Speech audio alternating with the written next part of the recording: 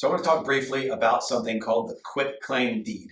The quitclaim deed, if you're not familiar, is a simple way of transitioning title on a property from one person to another, or from one entity to another, or from one person to an entity. A lot of times it seems like a very simple process, and it is, but it is a legal document that gets filed at the county or the municipality who holds those records.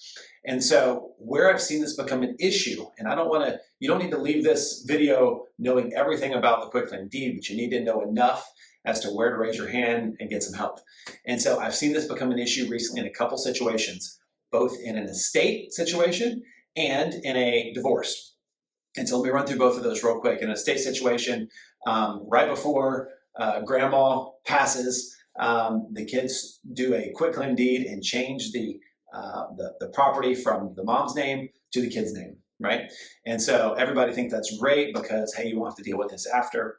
And you could be circumventing a couple different issues there. But primarily the biggest issue I want to focus on is what happens when you go to sell that property.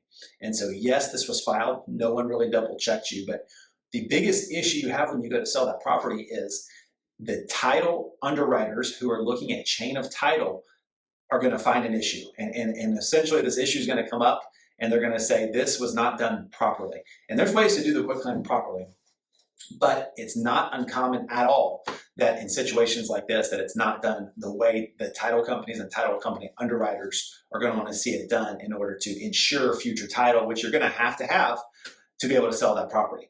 And so same thing in a divorce. Hey, we're going around kind of some of the traditional ways of having attorneys involved. We're going to do this ourselves and it's mutual and that's great.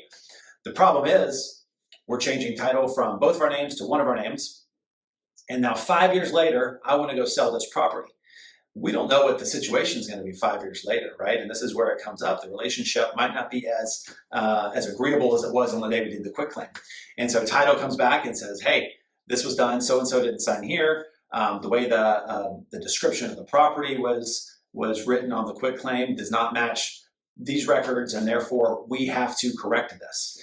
The problem is we've got to go find both parties and make sure both parties are agreeable to doing that correction in order to get it done. And so all that to say, the quitclaim is a very cheap way to go if it's done properly. It's like a $100 filing fee. People will tell you you can go get the form from Office Max, or you can probably print it off I don't know. But the problem is not the cost. The problem is that we're doing things that are not being done correctly to transition title the way it should be done. So when this comes up, if there's a reason to change title or change name on title, feel free to reach out. I'll put you in touch with one of our title companies, and an expert in that field can either advise you or at least help you through that process. So don't hesitate to reach out. Again, it's just a word of warning because I've seen it happen a lot recently.